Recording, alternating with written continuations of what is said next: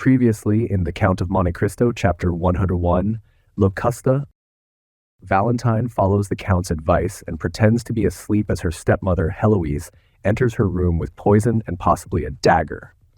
Heloise, intending to ensure Valentine's death, leaves when she believes Valentine is unconscious. Shortly after, the Count reappears and reassures Valentine that she must trust him entirely for her survival.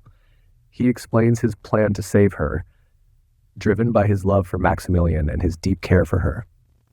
The Count gives Valentine a special sleeping pill to help her remain safe while he works on rescuing her from her dangerous home.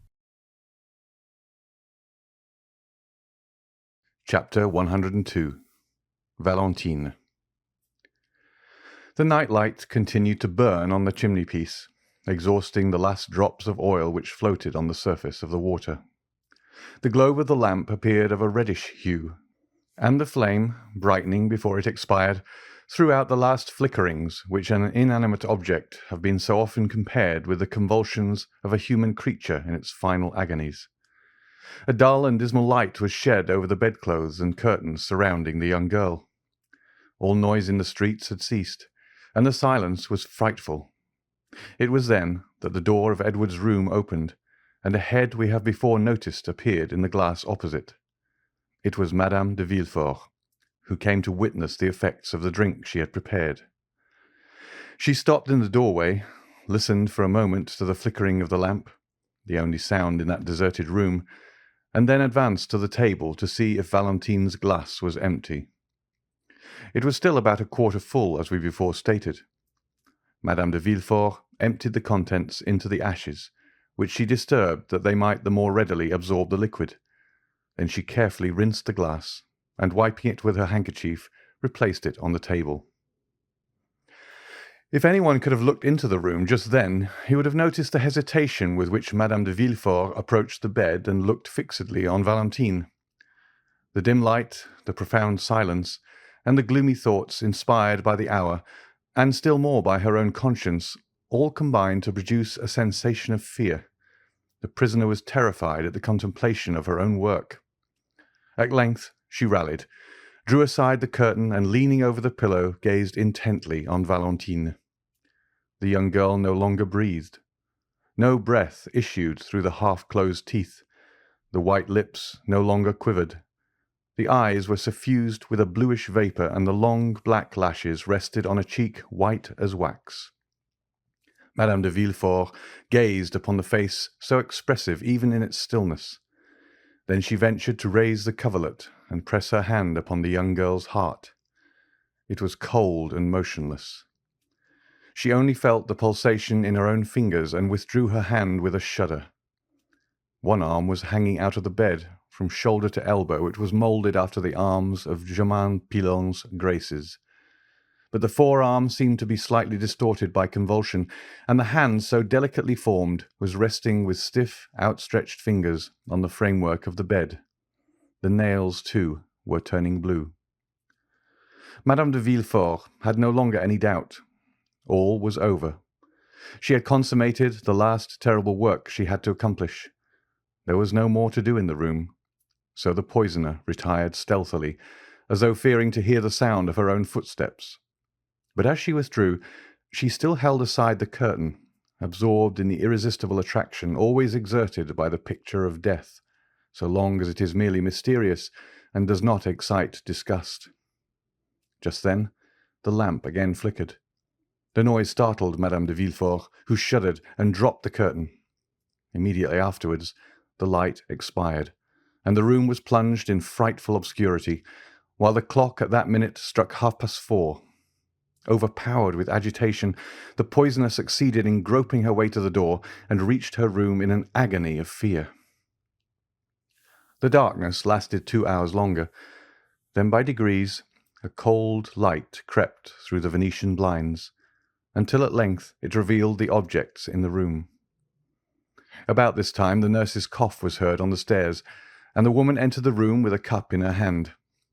To the tender eye of a father or a lover, the first glance would have sufficed to reveal Valentine's condition, but to this hireling Valentine only appeared to sleep. "Good!" she exclaimed, approaching the table. She has taken part of her draught. The glass is three-quarters empty." Then she went to the fireplace and lit the fire, and although she had just left her bed, she could not resist the temptation offered by Valentine's sleep, so she threw herself into an armchair to snatch a little more rest. The clock striking 8 awoke her. Astonished at the prolonged slumber of the patient, and frightened to see that the arm was still hanging out of the bed, she advanced towards Valentine, and for the first time noticed the white lips. She tried to replace the arm, but it moved with a frightful rigidity which could not deceive a sick nurse. She screamed aloud, then running to the door, exclaimed, "Help! Help!" "What is the matter?" asked Monsieur d'Avrigny at the foot of the stairs, it being the hour he usually visited her. "What is it?" asked Villefort, rushing from his room. "Doctor, do you hear them call for help?" "Yes, yes. Let us hasten up. It was in Valentine's room." But before the doctor and the father could reach the room, the servants who were on the same floor had entered, and seeing Valentine pale and motionless on her bed, they lifted up their hands towards heaven and stood transfixed as though struck by lightning. "Call Madame de Villefort! Wake, Madame de Villefort!" cried the procureur from the door of his chamber, which apparently he scarcely dared to leave. But instead of obeying him, the servant stood watching Monsieur d'Avrigny, who ran to Valentine and raised her in his arms. "What, this one too?" he exclaimed. "Oh, where will be the end?" Villefort rushed into the room. "What are you saying, doctor?" he exclaimed, raising his hands to heaven. "I say that Valentine is dead," replied d'Avrigny in a voice terrible in its solemn calm. Monsieur de Villefort staggered and buried his head in the bed. On the exclamation of the doctor and the cry of the father, the servants all fled with muttered imprecations. They were heard running down the stairs and through the long passages. Then there was a rush in the court. Afterwards all was still. They had, one and all, deserted the accursed house. Just then, Madame de Villefort, in the act of slipping on her dressing-gown, threw aside the drapery, and for a moment stood motionless, as though interrogating the occupants of the room, while she endeavoured to call up some rebellious tears. On a sudden, she stepped, or rather bounded, with outstretched arms towards the table. She saw d'Avrigny curiously examining the glass, which she felt certain of having emptied during the night. It was now a third full, just as it was when she threw the contents into the ashes. The spectre of Valentine rising before the poisoner would have alarmed her less. It was indeed the same colour as the draught she had poured into the glass, and which Valentine had drunk. It was indeed the poison which could not deceive Monsieur d'Avrigny, which he now examined so closely. It was doubtless a miracle from heaven that, notwithstanding her precautions, there should be some trace, some proof remaining to reveal the crime. While Madame de Villefort remained rooted to the spot like a statue of terror, and Villefort, with his head hidden in the bedclothes, saw nothing around him, d'Avrigny approached the window that he might better examine the contents of the glass, and dipping the tip of his finger in, tasted it. "Ah!" he exclaimed, "it is no longer brucine that is used. Let me see what it is." Then he ran to one of the cupboards in Valentine's room, which had been transformed into a medicine closet, and taking from its silver case a small bottle of nitric acid, dropped a little of it into the liquor, which immediately changed to a blood-red colour. "Ah!" exclaimed d'Avrigny, in a voice in which the horror of a judge unveiling the truth was mingled with the delight of a student making a discovery. Madame de Villefort was overpowered. Her eyes first flashed and then swam. She staggered towards the door and disappeared.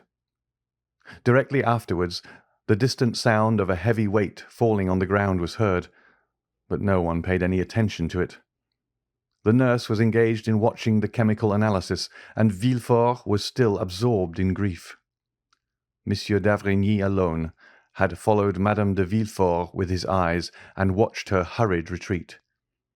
He lifted up the drapery over the entrance to Edward's room, and his eye reaching as far as Madame de Villefort's apartment, he beheld her extended lifeless on the floor. Go to the assistance of Madame de Villefort, he said to the nurse. Madame de Villefort is ill. But Mademoiselle de Villefort, stammered the nurse. Mademoiselle de Villefort no longer requires help, said d'Avrigny, since she is dead.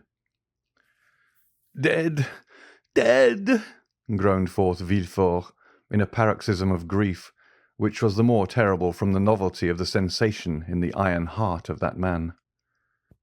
Dead? repeated a third voice. Who said Valentine was dead? The two men turned round and saw Morel standing at the door, pale and terror-stricken. This is what had happened. At the usual time, Morel had presented himself at the little door leading to Noirtier's room. Contrary to custom, the door was open, and having no occasion to ring, he entered. He waited for a moment in the hall and called for a servant to conduct him to Monsieur Noirtier, but no one answered, the servants having, as we know, deserted the house. Morel had no particular reason for uneasiness. Monte Cristo had promised him that Valentine should live, and so far he had always fulfilled his word. Every night the Count had given him news, which was the next morning confirmed by Noirtier. Still, this extraordinary silence appeared strange to him, and he called a second and third time. Still no answer. Then he determined to go up. Noirtier's room was opened like all the rest. The first thing he saw was the old man sitting in his armchair in his usual place, but his eyes expressed alarm, which was confirmed by the pallor which overspread his features. "How are you, sir?" asked Morel with a sickness of heart. "Well," answered the old man by closing his eyes, but his appearance manifested increasing uneasiness. "You are thoughtful, sir," continued Morel. "You want something. Shall I call one of the servants?" "Yes," replied Noirtier. Morel pulled the bell, but though he nearly broke the cord, no one answered. He turned towards Noirtier. The pallor and anguish expressed on his countenance momentarily increased. "Oh!" exclaimed Morel. "Why do they not come? Is anyone ill in the house?" The eyes of Noirtier seemed as though they would start from their sockets. "What is the matter? You alarm me. Valentine! Valentine!" "Yes, yes," signed Noirtier. Maximilien tried to speak, but he could articulate nothing. He staggered and supported himself against the wainscot. Then he pointed to the door. "Yes, yes, yes," continued the old man. Maximilien rushed up the little staircase, while Noirtier's eyes seemed to say, "Quicker, quicker." In a minute the young man darted through several rooms, till at length he reached Valentine's. There was no occasion to push the door. It was wide open. A sob was the only sound he heard. He saw, as though in a mist, a black figure kneeling and buried in a confused mass of white drapery. A terrible fear transfixed him. It was then he heard a voice exclaim, "Valentine is dead," and another voice, which like an echo repeated, "Dead, dead." End of chapter 102.